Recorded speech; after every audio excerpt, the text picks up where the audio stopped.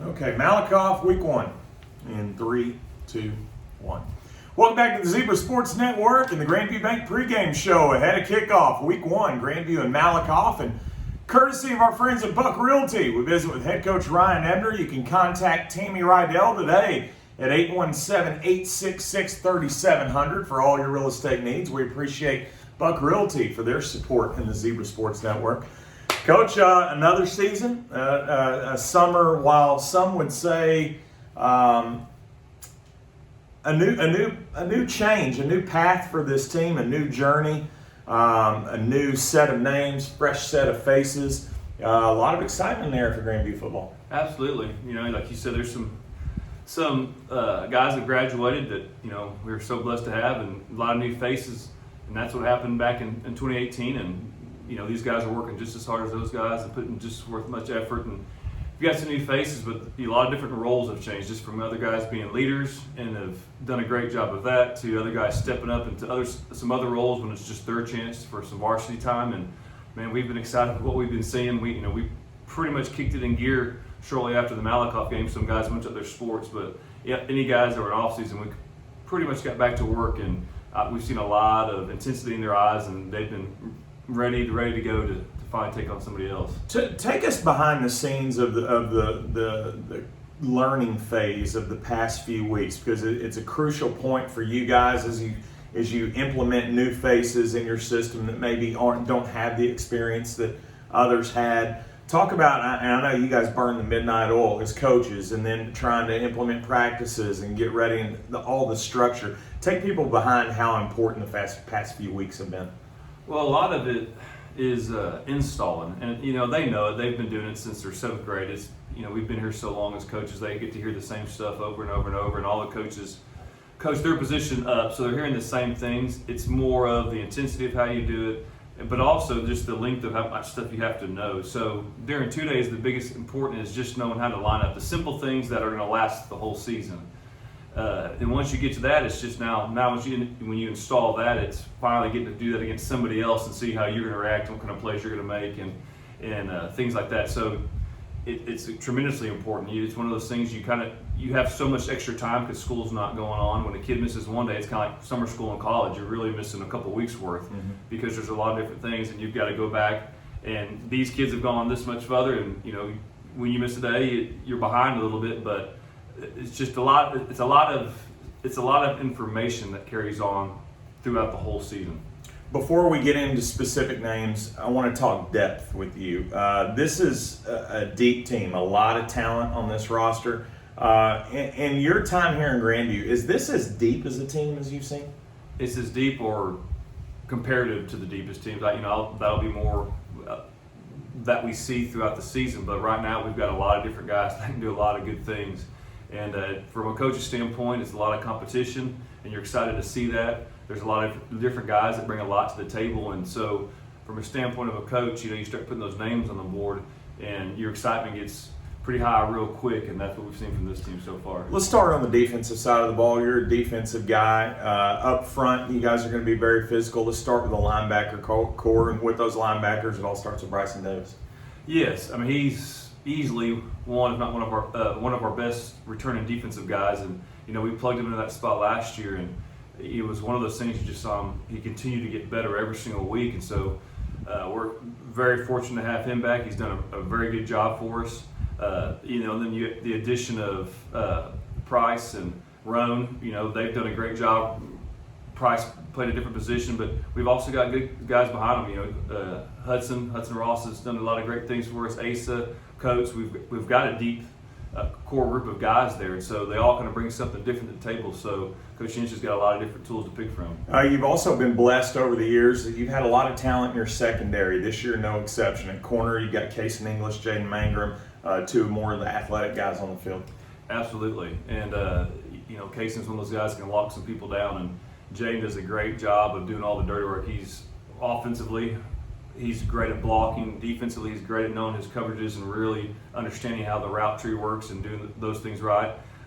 Brandon Click has come to us from Toller, and he's done a great job, great addition to us. Very, very athletic kid.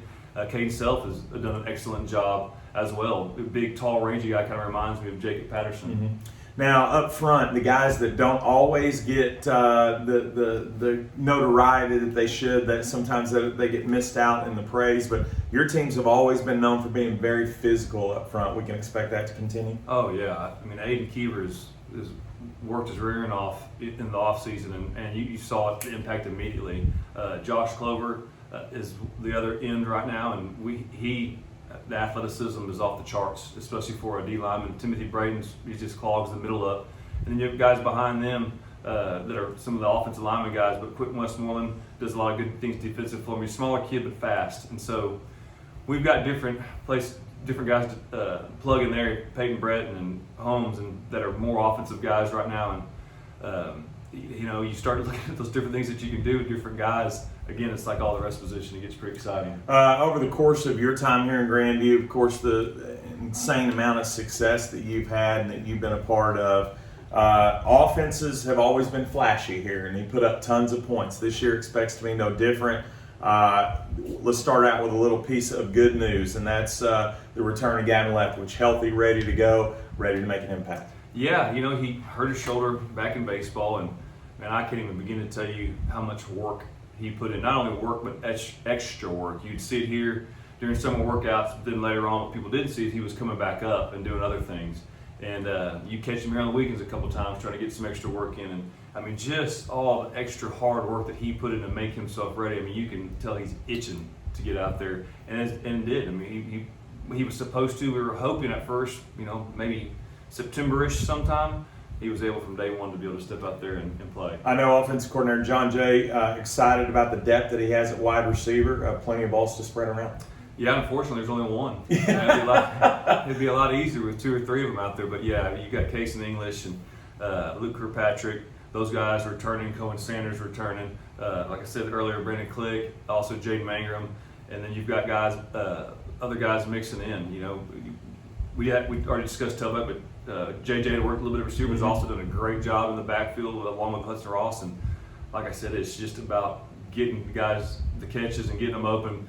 But what I think that you'll see is it's going to be tough for a defense to kind of spread the wealth out and try to stop all of them when you've got so many guys that can get it done. Can't do anything offensively without your guys up front, and they've been so good for you over the past few years. Don't expect that to change a bit. No, I mean, offensively and defensively, it all starts there. I mean, that's the one thing that you can take away from state championships as far as just at all levels, and even all the way up to the pros. I mean, you got the Hogs up front and the big nasties on the D line. And that's where the game is won. That's where the tricks are being played and things like that. Other guys get other jobs, but those big guys up front, they're the ones that make all the stuff happen. Now we'll attack the elephant in the room here. As people look at Grandview and size them up and what kind of success they can have here in 2021, many ask about the quarterback position. Dane Inch is come and gone off at Lamar. Had a fantastic career here at Grandview, but time to move forward and time to do that with a different quarterback under center. Yep, I mean it's been we've had a lot of guys work at that different spot, and we had 3 or 4 guys throughout the end of the winter, into the spring, and we've got a couple different things working out. But we've had a kid, Ryder Hayes, move in, and Bryson Davis has also given us a great look, and we continue for that to be the case. It'll be different things going on, and there's still a continuous battle, and we've seen a lot of good things from both players and a lot of hard work. From every single, not only just them, but all the kids. But they've put the time and the effort, film study, and things like that. And I know your belief is you don't overemphasize one position. You're a next man up type guy, best guy will win the job type coach. What do you tell your team coming into this? You're not just a quarterback, but anywhere. This whole team together in terms of trying to match the success of years past. Do you bring up years past, or is this writing a new chapter, starting a new journey? How do you handle it with this team? It's absolutely a new chapter for these guys. It doesn't even matter in 2019 after we won, had a lot of those guys returning. It was the same thing. This team is similar, but not the same. That story's to be written. We take the good things from what we know that we have to do from those teams, and you roll them over to the next year. But you're never trying to be the team that you were. You're trying to always make yourself a little bit better with what you have. And so we try to put the best 22 guys in offense and defense out there. It could be the same names. It could be different names. It doesn't matter. but we're going to put the best guys out there to get the job done for that week. Sometimes things change. Salado looks different than Malakoff, and so there's different bodies that go out there. But from week to week, we'll make the changes to make us most successful in the field. We're visiting here with head coach Ryan Ebner, courtesy of our friends at Buck Realty. You can contact Tammy Rydell at 817-866-3700 for all your real estate needs. Coach, my final two questions for you. One of the things I love the most about Grandview football is the mentality of always wanting to be 1% better, get better every day. And to do that, you're willing to play anybody. You've shown that in your schedule. You want to play the very best to find out where your team measures up. You probably can't get any tougher right out of the gate than week one heading to Malakoff. I'll ask you probably the stupidest question I've asked you all year. How good is Malakoff, and what about them concerns you? Well, they're very well coached, and they've always got really good athletes. And just like I feel like Gravy, they play hard. And so those are the first things you're looking at. You're seeing the intensity of how they play the game of football. You can see that they're being put in the right positions, and they're running and doing things the right way, so they're well coached. So those are the first things of adversity. And you're going to have to do athlete for athletes, yours to theirs. And so those are the big three things when you first start looking at film to see what they have, and they definitely have those. And I think anybody that's seen every single one of our games, they're always hard-fought battles. It's nothing that's ever easy for either team. And so I don't look for that to change at all.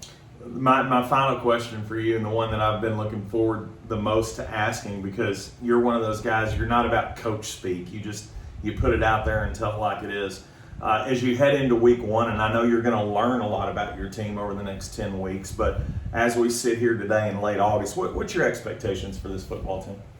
Well, to play hard with great effort in every single play. And I think, like I've told them, if you're talented and you have high character and do things the right way, and you're willing to put it out all there on the line every single play, but if you're able to go out there and do those things every single play with that kind of talent, that I feel very good in our chances every single week. You don't know for sure that you're going to get those, but I just feel like as long as the effort, making the choice of having a great attitude and a great effort with talent, it bodes well for a great season. From a 1 to a 10, 1 being least excited, 10 being most excited, how excited are you for the next 10 weeks? Oh, it's always a 10. That's why we love him. Head coach Ryan Ebner. We appreciate the visit. Best of luck tonight against Malakoff. Yes, sir. Thank you as always. We'll visit with him every Friday night right here on Zebra Sports Network, courtesy of Buck Realty. Kickoff when we continue on ZebraSportsNetwork.com.